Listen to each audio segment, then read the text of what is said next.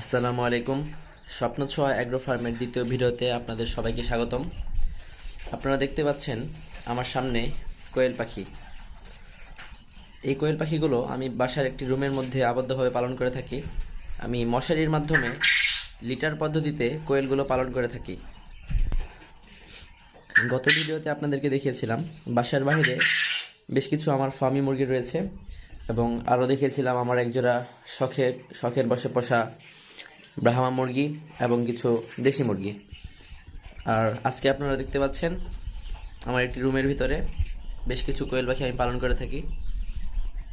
খেয়াল করলে দেখতে পাবেন ভিতরে অসংখ্য ডিম পড়ে রয়েছে। ডিমগুলো এখনও সংগ্রহ করা হয়নি আমার।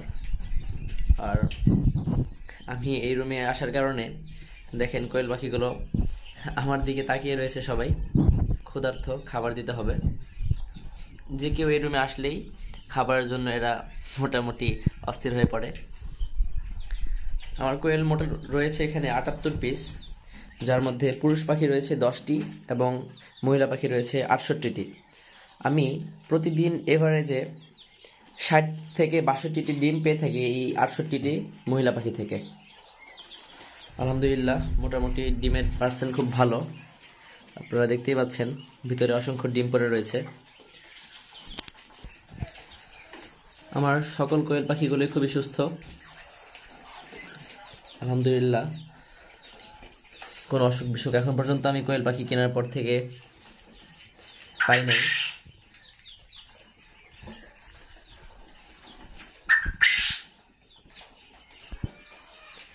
আর ডান পাশে এখানে দেখতে পাচ্ছেন কিছু বাচ্চা রয়েছে কোয়েলের।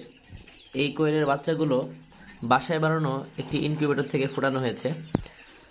বাসায় ছোট করে ককশিট দিয়ে একটা ইনকিউবেটর বানিয়েছিলাম, যেটাতে পরীক্ষামূলকভাবে অল্প কিছু কোয়েলের ডিম বসিয়েছিলাম।